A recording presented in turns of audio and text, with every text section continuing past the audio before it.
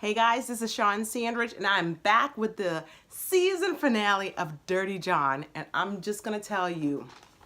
Now, this is a season finale. It's titled This Young Woman Fought Like Hell. Okay, so that gives you what's gonna happen. Anyway, last episode was good. The episode before that was but this season finale to end this whole docu-series was A1. So I told you at the end of the episode, he had this kit and I really couldn't catch what was going on.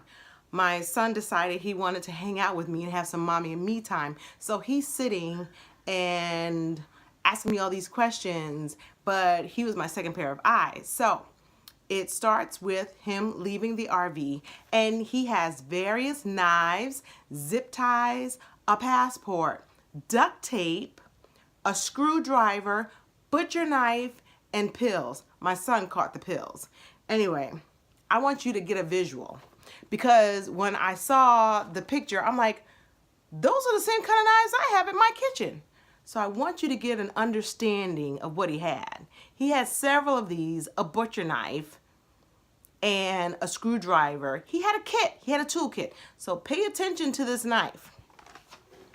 Anyway, so he's driving to the desert, he pulls off and he's looking around and he's digging a hole. So it's very clear that he has completely become unhinged and he's planning on killing someone who we don't know.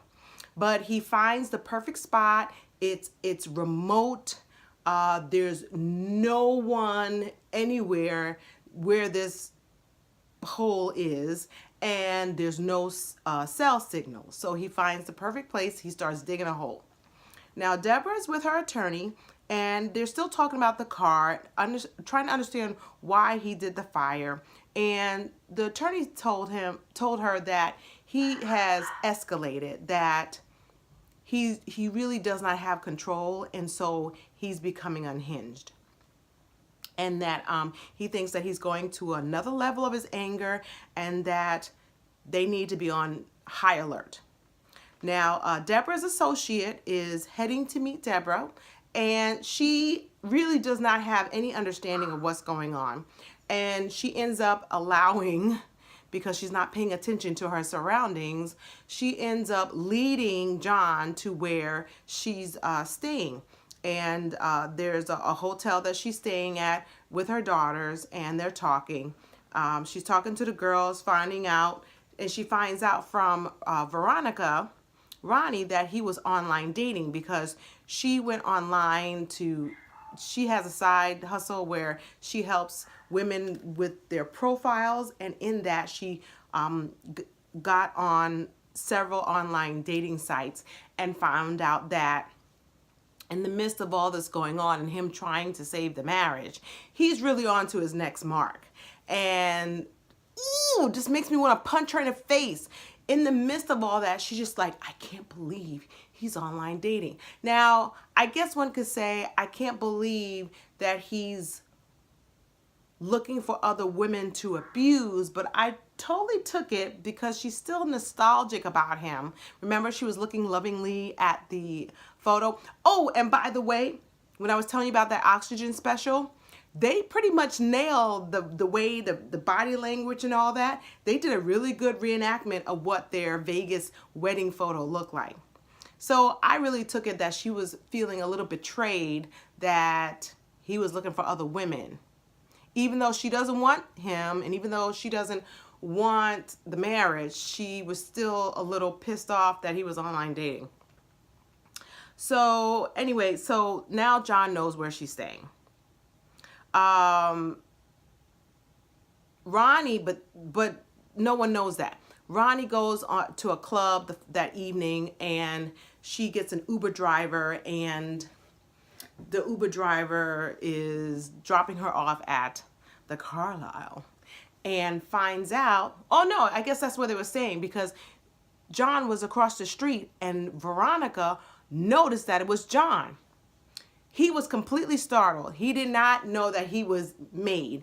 And she urges the Uber driver to follow him, and they lose him. So she's completely concerned and freaked out. So she has the Uber driver drive her to her sister's house, Tara. And she hears the dog, so she knows that Tara is sleeping safe and sound. So she, she's a snotty girl, but she convinces the Uber driver to stay with her for the night because she does not feel safe. And she really feels like her life is in danger. So the Uber driver stays with her till the morning. And so when the morning comes, she goes, sees Tara, and she's like, listen, I saw John. He's driving a black sedan with no tail lights, which was not true. He actually disabled them. So she's thinking to tell Tara to look out for a black sedan with no tail lights, but that's not true. It was a dark blue sedan and the taillights work. So, we're all like, she's going to be looking for a car that doesn't exist because that's not the car he was driving.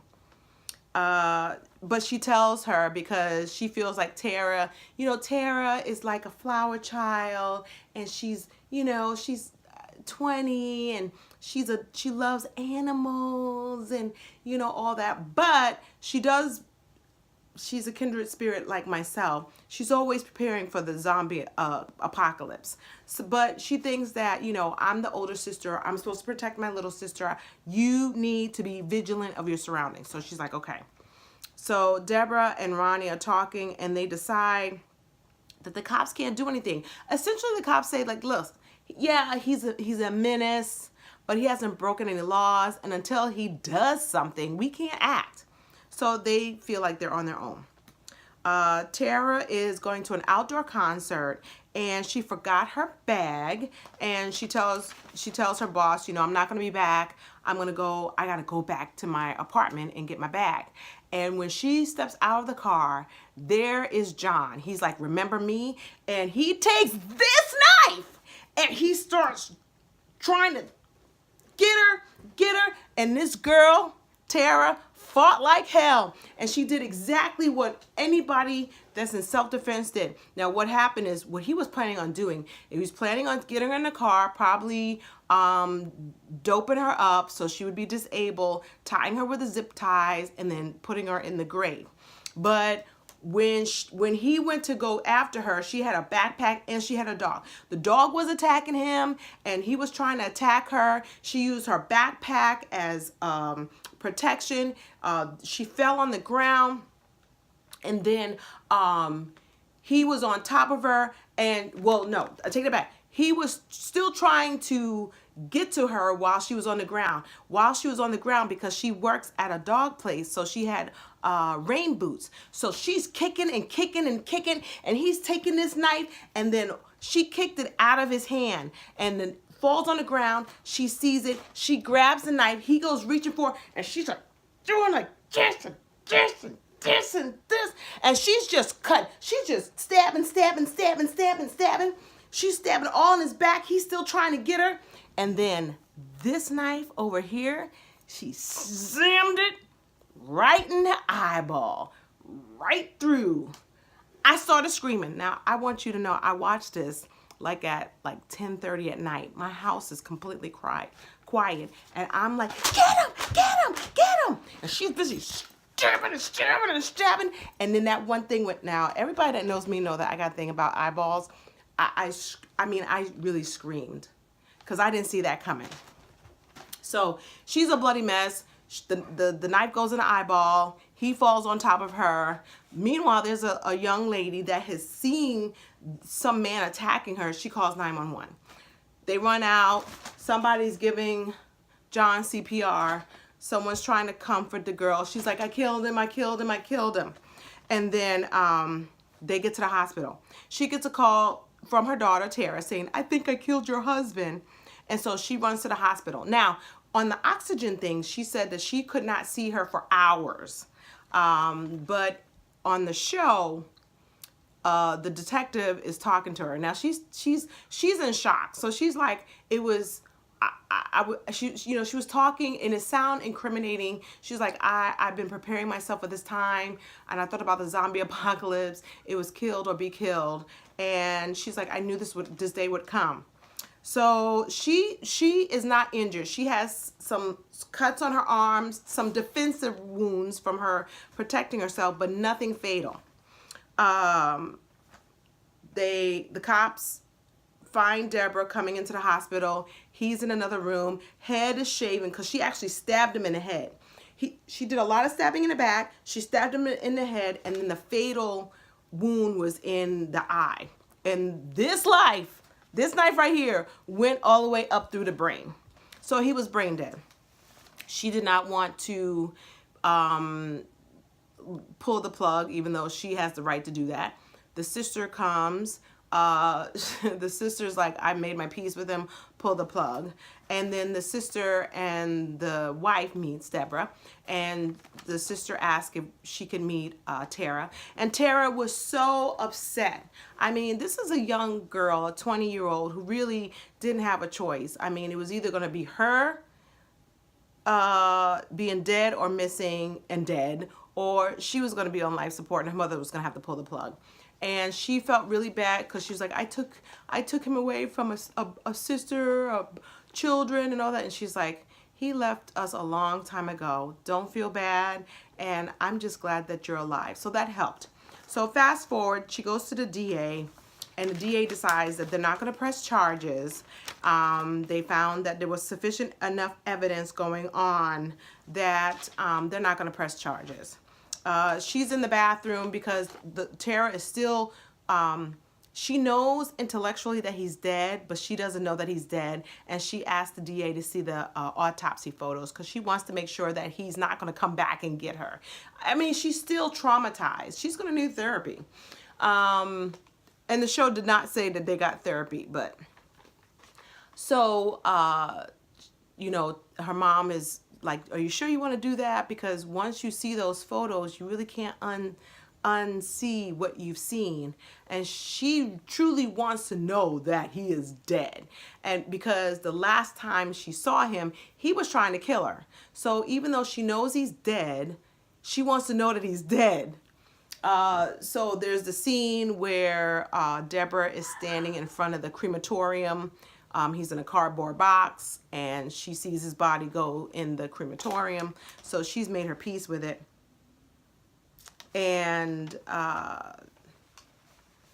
during the time that she's at the DA's office, you know, she's trying to be strong for her daughter. She goes in the bathroom, and she's trying to break down, but people come in, and she's in the stall, and she hears another women attorney really just bashing her, talking about the case, and like to know how she saw the sign, and like, you know, she's really lucky that a girl's not dead, and like what kind of mother would not know the signs. And you know, now she's dealing with anger and guilt and all that stuff.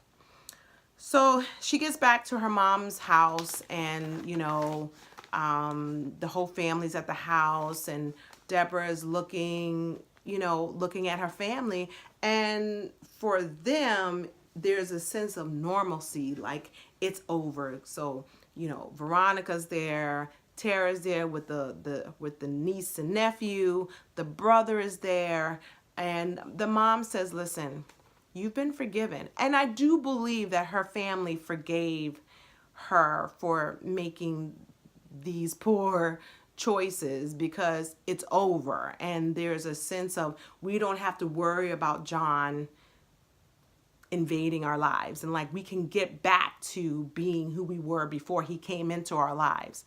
And so mom gives her the thing that, you know, she's forgiven. And then she gets a call during that time saying that she gets a call from the LA Times from this news reporter named Christopher, who does the oxygen program, and he says, I would really love to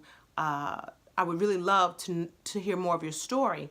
And so she just decided that, you know, if I can save somebody and give someone my story that they can see the signs themselves, then maybe this is a story that's worth telling. And that's how it ends. So that was a good one. Now, bravo if you could come up with some 8-part episodes of some docuseries and it'd be nail biting. I'm all for it. So So that is the end of Dirty John. Let me know if you watched the Oxygen show. Let me know what you think of this review. Take care of yourself and each other. Talk to you soon.